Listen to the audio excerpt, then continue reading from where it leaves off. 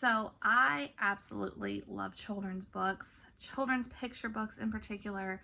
I just love sharing those stories with my children. I have so many wonderful memories of reading different picture books with my kids over the years. And in today's video, I'm going to share with you how I use these children's books, these living books, with my preschooler. I am homeschooling my final preschooler this year. I'm going to share with you how we do that, how I choose different books, and then I'm also going to share with you some of the different activities that I tend to do with my preschooler, just to give her some enrichment and give her some fun things to do while her older siblings are doing their homeschool. So stay tuned. Hello there and welcome back to my channel, and welcome if you are new here. My name is Joni and I am the homeschool mom behind simplelivingmama.com, where we help moms simplify life, home, and homeschool. And in today's video, we're talking all about living books for preschoolers. Now, you're probably going to look at some of the things that I say in this video and you're going to say, Joni, that's not really 100% Charlotte Mason, because I am going to share with you some of the different book activities that I do with my kids that would probably not be considered Charlotte Mason. They're probably more like unit studies maybe. But you know what? I told you guys I'm a little bit eclectic. I love the Charlotte Mason method. I love the philosophy. It really is sort of the backbone of my homeschool, but I do other things too, and that's okay. The Charlotte Mason police is not going to come and get me, and I am not worried about it. Now, of course, if you have different feelings, that is fine. We are all free to run our homeschools and do whatever we want to do within our homeschool, whatever works for your family. I, for one, am just not completely married to a certain philosophy to the point where I will just say no to other things that could actually enrich our homeschool and be good for our homeschool, things that I feel like are fun for my kids to do. Not busy work, not, me trying to force my preschooler to learn something that she's not ready for, but still fun activities for her to do, especially when she sees her older siblings, doing their homeschool work. She wants to be included in that too. So that's what I'm going to talk about in today's video. Now, to get started, let's just sort of go over what is a living book, because I've gotten some comments. I don't remember where it was. It might have even been Pinterest, where somebody was like, what is a living book? What does that mean? They were kind of taken aback by the term. If you are a Charlotte Mason homeschooler, I probably don't need to explain it to you, but a living book is a book that is written by an author who is passionate about the subject.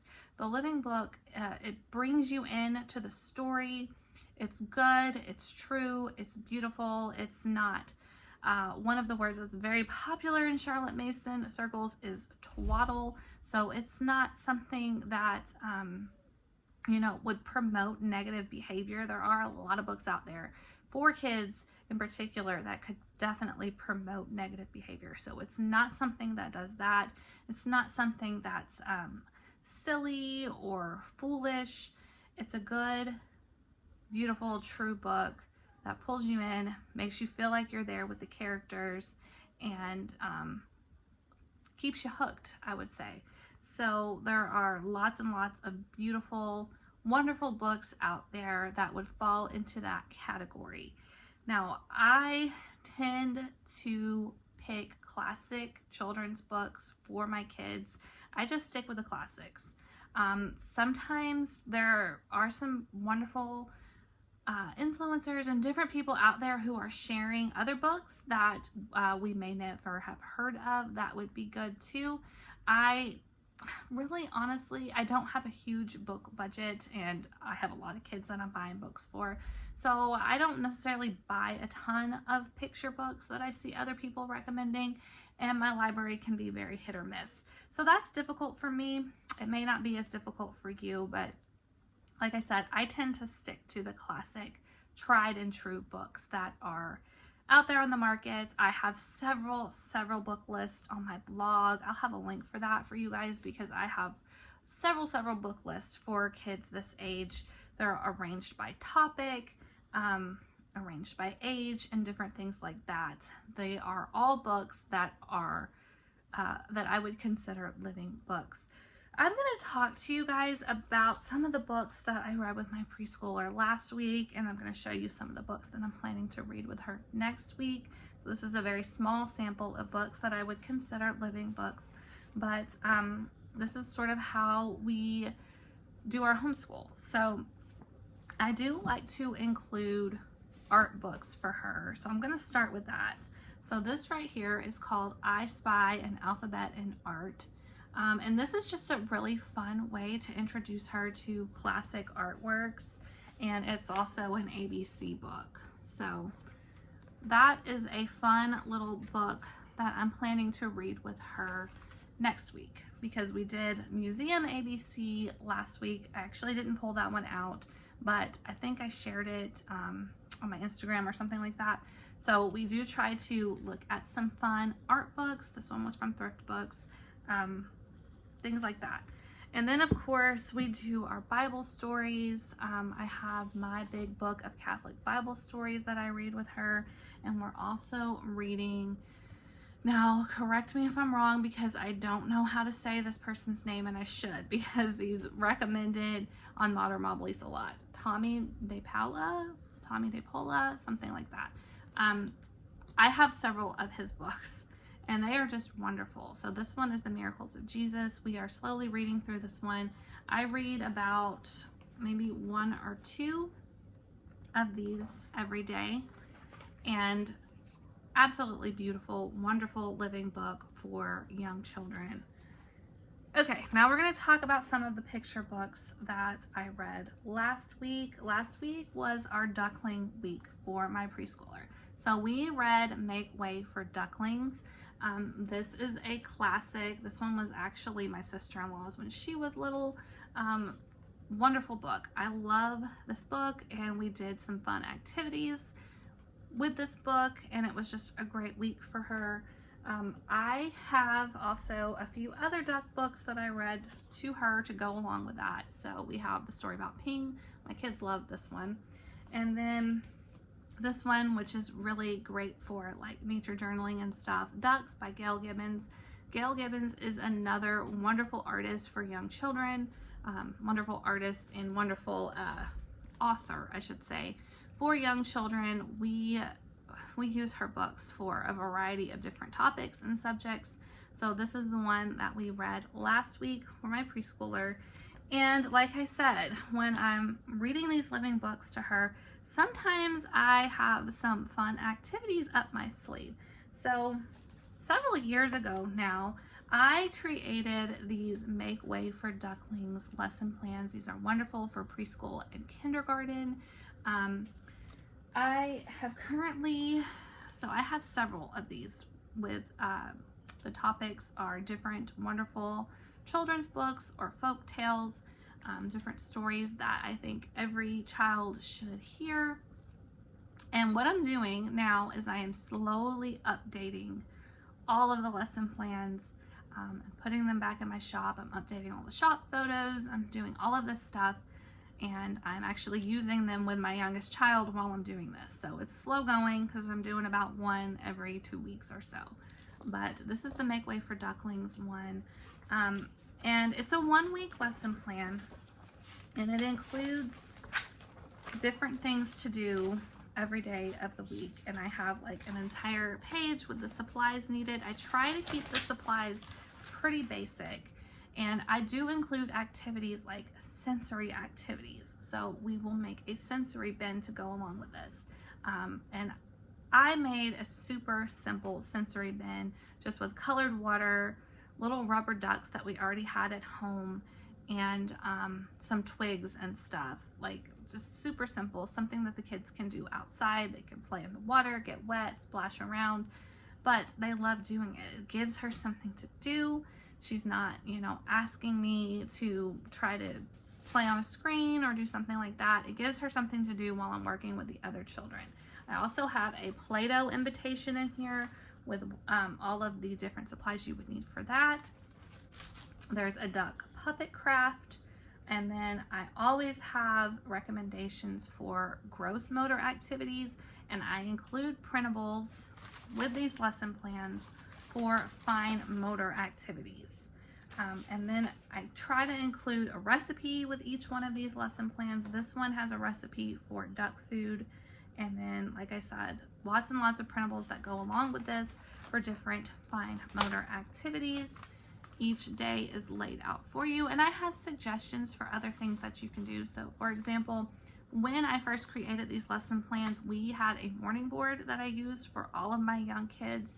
I don't necessarily have a morning board anymore. We have our morning time calendars that we do, but whatever you want to do during your morning time, like I said, I have suggestions here, but you're free to alter that. And then this also includes a nursery rhyme that you would sing with your child every day. This was one of my daughter's favorite parts. She loves nursery rhymes, and she gets them memorized very, very quickly as we are singing them every single day for that week. And then I do have a recommendation to complete a page from the alphabet notebook, but like I said, that is just a recommendation. If you're not doing something like that, you don't have to do that. Okay, let's see. So aside from the actual written instructions of different things that you can do with your young one during the week, I do also just include a weekly schedule like this with all of the different activities laid out. Super fun for her. She absolutely loved doing that. I include a little book list for duck themed books, duck themed living books, things you might want to look for to read to your children. And I also have just a very, very short duck fact page, and we read over those duck facts, and then I have her complete a notebooking page where we said, where does a duck live? And then she drew where the duck lives and traced the word duck right here. This is by a 4-year-old, and this is what she made, and that's great. She had a lot of fun doing it. I do have different do-a-dot sheets. So she loves do-a-dots. It's one of her favorite things to do. So she did this little duck do-a-dot sheet, and then we talk about some different letters. So she did the letter D for duck, and then the letter Q for quack, and just different things like that. And it's so much fun. Like I said, it gives her something to do. It gives us some one-on-one time. So, you know, I can sit down with her and I can be like, you know, let's read your books, and then she'll do a sheet, and then I'll pull out an activity for her to do, or, you know, whatever it is. And like I said, I am a busy mom with a lot of older kids, so I don't even necessarily do everything that I have suggested in these lesson plans. But if you have the extra time and you want to, there's more in there for you to do with your young ones. And like I said, I have several different fine motor pages. One thing that we still need to do, like I said, it's taking me a while to get through this stuff. We'll probably still work on this a little bit this week because I don't have a lesson plan for the other books that I'm about to show you. But like, we have a little map. We can talk about where the ducks are in Boston, Massachusetts. And then we can also talk about the different states that we've lived in and the state that we're moving to. And it's just a fun little thing. And she can add this to her preschool notebook because she has a school nest notebook just like her big brothers and sisters do. And I have some counting mats here. What I did with my other kids when we did this activity was I had them outside and I had them paint all of the ducks, and then we used beans just to practice counting and one-to-one correspondence. So they had a lot of fun with that. I printed these on cardstock, so they're a little bit more durable than just plain, you know, printer paper. And one thing that she did not do last week, because really, she's not really ready for this yet, but I do have some handwriting practice pages just for the different letters. She is still very much just trying to work on other fine motor skills before she can really get this down. I think we're still probably a couple of months, maybe even more out before she's going to start doing that. That's okay. It's here in case we want to try it. So that is the first one that I am working on updating, and by the time this video publishes, it will be completely updated. And those are fun things that I do with my preschooler throughout the week. Now, next week, we're going to also be talking a little bit more about trees and seeds and different things like that, doing a little bit more fallish activities since it is now September. And the two books that I've pulled off on my shelf for us to for sure read next week is A Tree is Nice, wonderful, wonderful, wonderful living book. And then Seed by Seed, The Legend and Legacy of John Appleseed Chapman. This one is also great. And you guys, I really need to figure out a way to better protect my books because they've been getting damaged with all of our moves and just the handling of them. I need to figure out a way to wrap these or something to protect these covers a little bit better. But anyway, this one has some really lovely illustrations and is just a really good book to read for the fall. And if you would like to see more videos like this, I have lots and lots of other fall books I need to pull off on my shelf for her.